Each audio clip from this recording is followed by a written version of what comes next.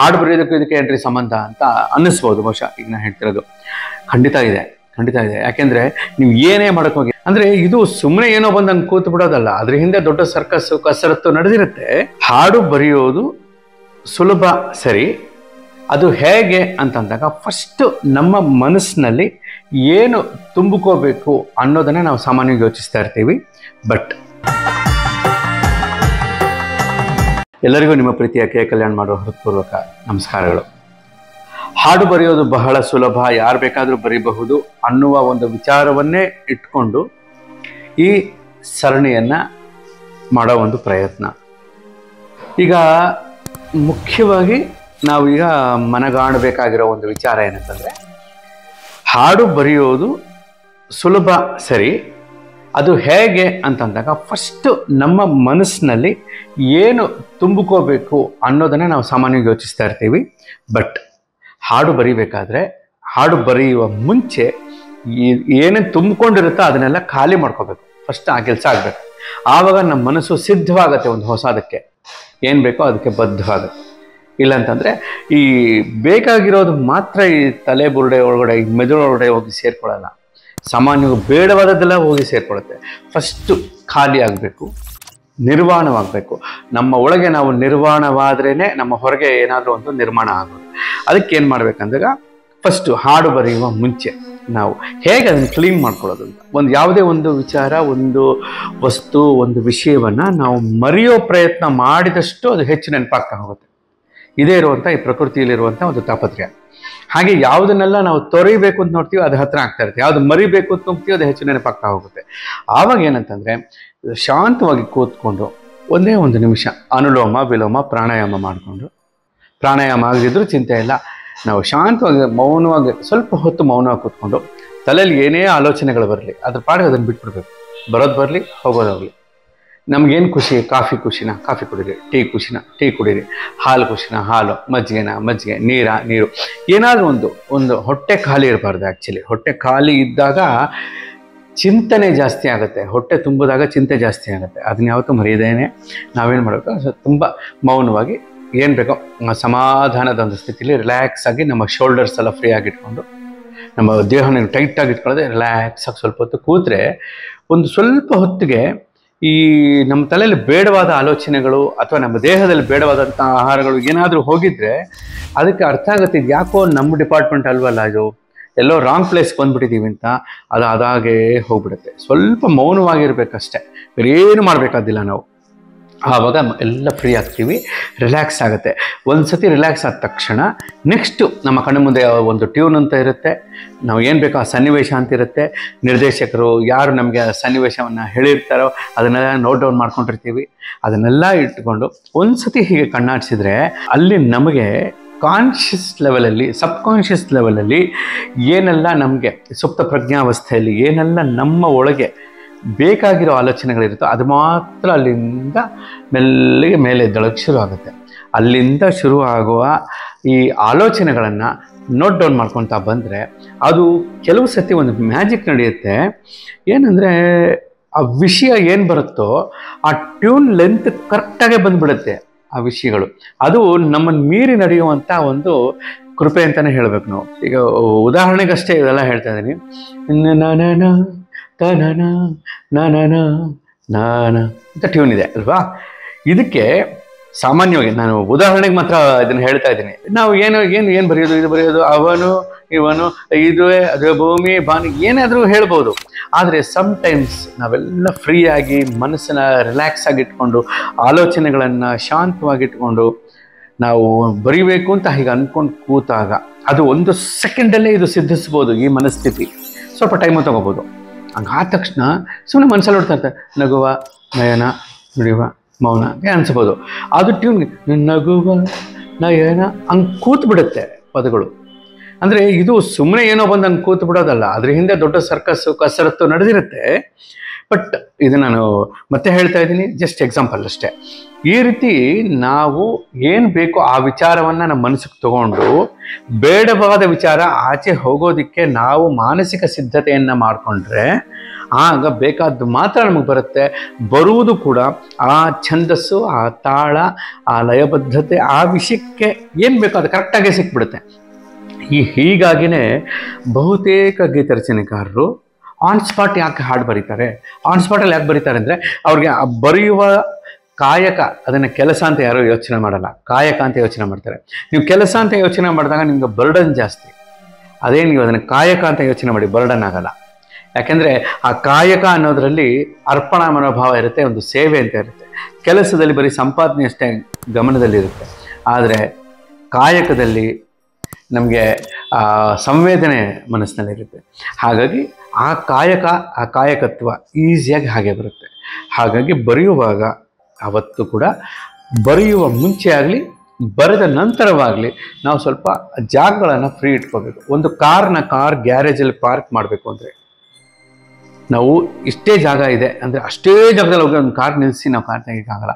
ಈ ಕಡೆ ಒಂದು ಅರ್ಧ ಅಡಿ, ಒಂದು ಅಡಿ, ಆ ಕಡೆ ಅರ್ಧ ಅಡಿ, ಒಂದು ಅಡಿ ಸ್ಪೇಸ್ ಕೊಟ್ಟು ಕಾರ್ ನಿಲ್ಲಿಸಿದ್ರೆ ಕಾರ್ನ ಪಾರ್ಕ್ ಮಾಡೋಕ್ಕಾಗಲಿ ಆಚೆ ತೆಗಿಯೋಕ್ಕಾಗಲಿ ಸುಲಭ. ಹೇಗೋ ನಮ್ಮ ಮನಸ್ಸಿನಿಂದ ಉಂಟಾಗುವಂಥ ಸ್ಪಾರ್ಕ್ ಏನಿದೆ, ಅಲ್ಲಿ ಕಾರು ಪಾರ್ಕ್ ಮಾಡೋ ವಿಚಾರ, ಇಲ್ಲಿ ಹಾಡು ಸ್ಪಾರ್ಕ್ ಆಗೋ ವಿಚಾರ. ಅದಕ್ಕೆ ಸ್ವಲ್ಪ ಬರೆಯೋ ಮುಂಚೆ ಬರೆದ ನಂತರ ಸ್ವಲ್ಪ ಫ್ರೀ ಸ್ಪೇಸ್ ಇಟ್ಕೊಂಡ್ರೆ ಆಲೋಚನೆಗಳು ಸರಾಗವಾಗಿ ಬರುತ್ತೆ, ಸರಾಗವಾಗಿ ಗಮನ ಸೆಳೆಯುತ್ತೆ. ಆ ರೀತಿ ಮನಸ್ಥಿತಿಯನ್ನು ನಾವು ಕಾಪಾಡ್ಕೋಬೇಕು ಅನ್ನೋ ಒಂದು ವಿಚಾರ ಇಲ್ಲಿ ನಾವು ಸ್ವಲ್ಪ ಗಮನಿಸಬೇಕಾಗುತ್ತೆ.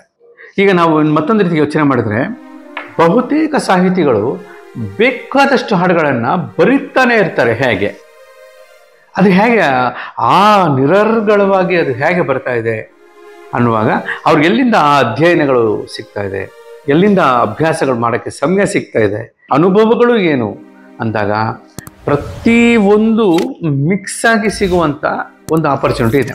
ಅಧ್ಯಯನ, ಅನುಭವ, ಇದು ನಾವು ಆರಂಭದಲ್ಲೂ ಕೂಡ ಯಾರಾದರೂ ಈ ಕಂತುಗಳನ್ನು ಮೊದಲಿಂದ ಗಮನಿಸಿದ್ದವರಾಗಿದ್ದರೆ ಗೊತ್ತಾಗುತ್ತೆ, ಅಥವಾ ಇದರ ಮೊದಲನೇ 2ನೇ ಕಂತನ್ನು ಬಿಡುವಿದ್ರೆ ತಾವು ಗಮನಿಸಿ ಅಲ್ಲಿ ಇದರ ಬಗ್ಗೆ ಚಿಕ್ಕದಾಗಿ ಒಂದು ಪ್ರಸ್ತಾವನೆ, ಚಿಕ್ಕ ಪ್ರಸ್ತಾಪ ಮಾಡಿದ್ವಲ್ಲ.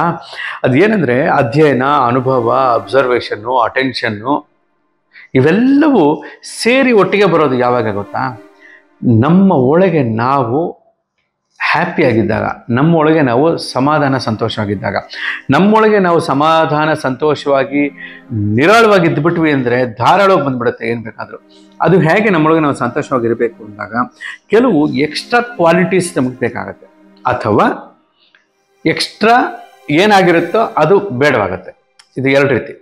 ಏನೆಲ್ಲ ನಮ್ಮದಲ್ಲದ್ದು ಎಕ್ಸ್ಟ್ರಾ ನಮ್ಮಲ್ಲಿ ಸೇರ್ಕೊಂಡಿದೆಯೋ ಅದನ್ನು ಬಿಡಬೇಕಾಗತ್ತೆ, ಅಥವಾ ಯಾವ್ದಾದ್ರು ಒಂದು ಎಕ್ಸ್ಟ್ರಾ ಕ್ವಾಲಿಟಿ ಅಂತ ಬೇಕಾಗುತ್ತೆ. ಇಲ್ಲಿ 2 ಎಕ್ಸ್ಟ್ರಾಗಳು ಬೇರೆ ಬೇರೆನೆ. ಏನಂದರೆ ಯಾರ ಬಗ್ಗೆನೂ ಅಸೂಯೆಗಳು ಬೇಡ, ಯಾರ ಬಗ್ಗೆನೂ ಈ ಹೊಟ್ಟೆ ಕಿಚ್ಚುಗಳು ಬೇಡ, ಯಾರು ನಮ್ಮ ಬಗ್ಗೆ ನಮ್ಗೆ ಅಹಂಕಾರ ಬೇಡ, ಯಾವುದೇ ರೀತಿ ಈರ್ಷ್ಯೆಗಳು ಬೇಡ, ದ್ವೇಷ ಬೇಡ. ಯಾರಾದರೂ ನಮ್ಮನ್ನು ನೋಯಿಸಿದ್ರೆ ಬಹುಶಃ ಈಗ ಹೇಳೋ ಮಾತುಗಳು ಹಾಡು ಬರೆಯೋದಕ್ಕೂ ಇದಕ್ಕೆ ಏನ್ರಿ ಸಂಬಂಧ ಅಂತ ಅನ್ನಿಸ್ಬೋದು. ಬಹುಶಃ ಈಗ ನಾನು ಹೇಳ್ತಿರೋದು ಖಂಡಿತ ಇದೆ. ಯಾಕೆಂದರೆ ನೀವು ಏನೇ ಮಾಡೋಕ್ಕೋಗಿ ಮನಸ್ಸಿನಿಂದಾನೇ ಮಾಡಬೇಕು. ಏನೇ ಆಗಲಿ ಮನಸ್ಸಿಂದಾನೆ. ದುಃಖ ಪಟ್ಟರು ಮನಸ್ಸಿನಿಂದ, ಸಂತೋಷ ಪಟ್ಟರು ಮನಸ್ಸಿನಿಂದ, ಸಾಧನೆ ಮಾಡಿದ್ರು ಮನಸ್ಸಿನಿಂದ, ಯೋಚನೆ ಮಾಡಿದ್ರು ಮನಸ್ಸಿನಿಂದ, ಉದ್ಧಾರ ಆದರೂ ಮನಸ್ಸಿನಿಂದ, ಹಾಳಾಗೋದ್ರೂ ಮನಸ್ಸಿನಿಂದ, ಉನ್ನತಿ ಅವನತಿ ಎಲ್ಲ ಮನಸ್ಸಿನಿಂದನೇ ಆಗೋದ್ರಿಂದ ಈ ಮನಸ್ಸು ತನ್ನ ಕ್ವಾಲಿಟಿನ ಮೇಂಟೈನ್ ಮಾಡಬೇಕು ಅಂತಂದರೆ ಯಾವುದ್ಯಾವುದು ಬೇಡ ಅನ್ನೋದನ್ನು ಫಸ್ಟ್ ಯೋಚಿಸಬೇಕು. ಇದು ಎಲ್ಲರಿಗೂ ಜನಜನಿತವಾದಂಥ ಒಂದು ವಿಚಾರ ಇದೆಯಲ್ಲ. ಒಬ್ಬ ಮಹಾನ್ ಶಿಲ್ಪಿನ ಹೋಗಿ ಕೇಳಿದ್ರಂತೆ, ಇಷ್ಟು ಅದ್ಭುತವಾದ ಶಿಲ್ಪವನ್ನು ನೀನು ಹೇಗಪ್ಪ ಕೆತ್ತಿದೆ ಈ ಕಲ್ಲಲ್ಲಿ ಅಂತ. ಆ ಕಲ್ಲಲ್ಲಿ ಆಲ್ರೆಡಿ ಸುಂದರ ಮೂರ್ತಿ ಇತ್ತು, ಬೇಡವಾದ ಪಾರ್ಟ್ನ ಮಾತ್ರ ನಾನು ಕೆತ್ತಿ ಬಿಸಾಕಿದೆ, ಅದು ಮೂರ್ತಿಯಲ್ಲಿ ಕಾಣಿಸ್ತು, ಆ ಸೌಂದರ್ಯ ಅಲ್ಲಿ ಕಾಣಿಸ್ತು ಅಂತ ಹೇಳಿದ್ರಂತೆ ಒಬ್ಬ ಮಹಾನ್ ಶಿಲ್ಪಿ. ಹಾಗೆ ನಮ್ಮ ಒಳಗೂ ಕೂಡ ಬೇಡವಾದದನ್ನು ತೆಗೆಯೋ ಕೆಲಸಗಳಾಗಬೇಕು. ಅದರಲ್ಲಿ ಯಾವುದು ಅಂದರೆ ಈ ಅಸೂಯೆ, ಹೊಟ್ಟೆ ಕಿಚ್ಚು. ಏನದು? ಅಯ್ಯೋ ಅವ್ನು ಮುಂದೆ ಬಂದ್ಬಿಡ್ತಾನೆ, ಇವನ್ ಮೇಲೆ ಬಂದ್ಬಿಡ್ತಾನೆ, ಇವ್ನು ನನಗಿಂತ ಸ್ಪೀಡ್ ಆಗೋಗ್ಬಿಟ್ಟ, ಅವ್ನು ನನಗಿಂತ ಪಾಪ್ಯುಲರ್ ಆಗಿಬಿಟ್ಟ, ಇವನು ಯಾಕೆ ಬೇಕು ಸ್ವಾಮಿ, ಯಾಕೆ ಬೇಕು? ಅವನ ಮೈದಾನ ಅವನು ಕೂದ್ರೆ ಅವನ ವೇಗ, ನಿಮ್ಮ ಮೈದಾನ ನಿಮ್ಮ ಸೈಕಲು ನಿಮ್ಮ ವೇಗ, ಇನ್ನೊಬ್ಬನ ಮೈದಾನ ಅವನ ಜಟಕ ಬಂಡಿ ಅವನ ವೇಗ, ಇನ್ನೊಬ್ಬಂದು ಅವನ ವೇಗ. ಒಬ್ಬ ಎತ್ತಿನ ಬಂಡಿಯಲ್ಲಿ ಬರ್ತಾನೆ, ಒಬ್ಬ ಬೆಂಚ್ ಕಾರಲ್ಲಿ ಬರ್ತಾನೆ. ಬಟ್ ನೀವು ಅನ್ಕೋಬೋದು ಬೆಂಚ್ ಕಾರ್ ಗುರು ಅಂತ. ಬೆಂಚ್ ಕಾರ್ ಮೇಂಟೆನೆನ್ಸ್ ಎಷ್ಟು, ಎತ್ತಿನ ಬಂಡಿ ಮೇಂಟೆನೆನ್ಸ್ ಎಷ್ಟು, ಬಲ ಯೋಚನೆ ಮಾಡ್ತೀವ. ಹಾಗಾಗಿ ಯಾರನ್ನು ಹೋಲಿಸ್ಕೋಬಾರ್ದು, ನಮ್ಮನ್ನು ನಾವು ಸೋಲಿಸ್ಕೋಬಾರ್ದು. ಅವಾಗೇನಂತೆ ಇನ್ನೊಬ್ಬರ ಜೊತೆ ಕಂಪೇರ್ ಮಾಡಿಕೊಂಡು ಅಸೂಯೆ ಪಡುವ ಮನಸ್ಥಿತಿ ನಮ್ಮಲ್ಲಿ ಇತ್ತು ಅಂದರೆ ನೀವು ಇನ್ನೊಬ್ಬರ ಮುಂದೆ ಹೇಳ್ಕೊಳ್ಳೋದೇ ಬೇಡ.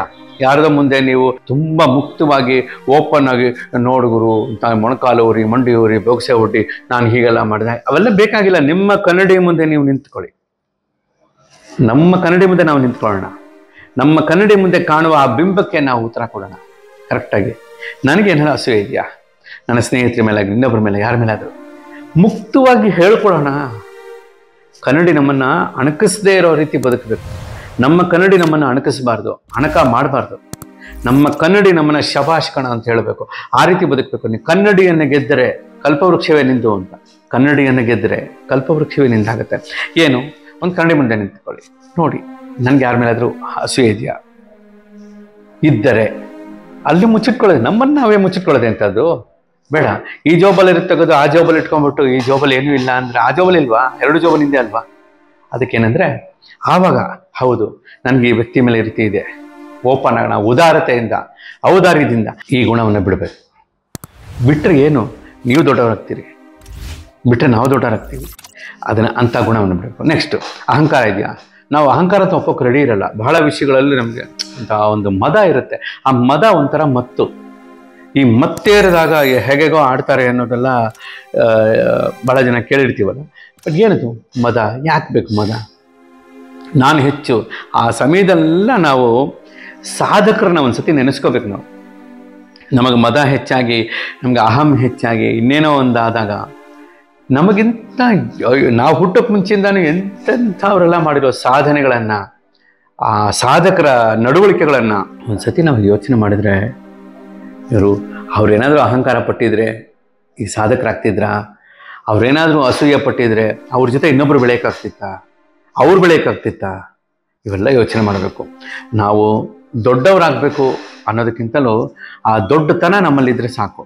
ನಾವು ದೊಡ್ಡವರಾಗಕ್ಕಾಗಲ್ಲ. ನಾವು ಯಾರೂ ದೊಡ್ಡವರಲ್ಲ. ದೊಡ್ಡವರೆಲ್ಲರೂ ಬೇರೆ ಬೇರೆಯವರು ಆಗಿಬಿಟ್ಟಿದ್ದಾರೆ ಆಲ್ರೆಡಿ. ಆ ದೊಡ್ಡವರ ದಾರಿಯಲ್ಲಿ ದೊಡ್ಡವರಾಗದೆ ನಾವು ಆ ಹೆಸರಿಗೆ ಚ್ಯುತಿ ಬರದೇ ರೀತಿಯಲ್ಲಿ, ಅವರುಗಳ ಒಂದು ಆದರ್ಶಗಳಿಗೆ ಚ್ಯುತಿ ಬರದೇ ಇರೋ ರೀತಿಯಲ್ಲಿ ನಾವು ನಡಿಬೇಕಾಗುತ್ತೆ. ಅದು ಅಂದರೆ ಅಹಂಕಾರ ಬೇಡ. ನಾನೇ ಹೆಚ್ಚು, ನನ್ನ ಹಾಗೆ ಇನ್ನೊಬ್ಬರು, ಈ ಹಾಡು ಬರೆಯೋ ವಿಚಾರಕ್ಕೆ ಮಾತ್ರ ನಾನು ಹೇಳೋದಾದರೆ, ನನ್ನ ಹಾಗೆ ಇನ್ಯಾರು ಹಾಡು ಬರೆಯೋರಿಲ್ಲ, ನನ್ನ ಹಾಗೆ ಸಂಗೀತ ನಿರ್ದೇಶನ ಮಾಡೋರಿಲ್ಲ, ನನ್ನ ಹಾಗೆ ಡೈರೆಕ್ಟರೇ ಅಲ್ಲ, ನನ್ನ ಹಾಗೆ ಆ್ಯಕ್ಟರೇ ಅಲ್ಲ. ಸ್ವಾಮಿ ನೀವು ಯಾರು ಸ್ವಾಮಿ, ನಾವು ಯಾರು ಸ್ವಾಮಿ? ಏನೇನೋ ಎಂತೆಂಥವ್ರು ಮಾಡಿ ಹೋಗಿದ್ದಾರೆ. ಅವ್ರಿಗೆಲ್ಲ ಸಾಧನೆಗಳಾಗ್ಬಿಟ್ಟಿದೆ. ಸುಮ್ಮನೆ ಆ ಫ್ರೇಮ್ಗಳನ್ನ ಒರೆಸಿ ಅದಕ್ಕೆ ಅಲಂಕಾರ ಮಾಡಿ ಅದರಲ್ಲಿ ಆ ಕನ್ನಡಿ ಒಳಗಡೆ, ಆ ಒಂದು ಫ್ರೇಮ್ ಒಳಗಡೆ ನಾವೆಲ್ಲರೂ ಕಾಣಿಸ್ತಾ, ನಮ್ದೇನಾದ್ರು ಕಿವಿ, ಕಣ್ಣು, ರೆಪ್ಪೆ ಕಾಣುತ್ತಾ ಅಂತ ನಾವು ಹುಡುಕಾಡ್ಕೊಂಡು ಜೀವನ ಮಾಡಬೇಕಾಗತ್ತೆ ಹೊರತು ಬೇರೆ ಎಂಥದೂ ಇಲ್ಲ. ಹಾಗಾಗಿ ಅಹಂಕಾರ ಬೇಡ, ಅಸೂಯೆ ಬೇಡ, ಯಾರ ಬಗ್ಗೆ ದ್ವೇಷ ಬೇಡ, ದಳ್ಳೂರಿಗಳು ಬೇಡ. ಏನು ಸಾಧಿಸಿ ಏನು ಮಾಡ್ತೀವಿ? ಏನು ಮಾಡೋಕ್ಕೆ ಸಾಧ್ಯ? ದ್ವೇಷ ಮಾಡಿದವರು ಎಷ್ಟು ಜನ ಬದುಕಿದ್ದಾರೆ, ಎಷ್ಟು ಜನ ಸುಖವಾಗಿದ್ದಾರೆ? ಸುಖವಾಗಿರೋದಿಲ್ಲ. ನೋಡಿ, ಒಂದು ಬೆಂಕಿ ಕಡ್ಡಿನ ಗೀಚಿದ್ರೆ ಅದು ಫಸ್ಟು ಆ ಬೆಂಕಿ ಆ ಕಡ್ಡಿನ ಸುಟ್ಟ ಮೇಲೇ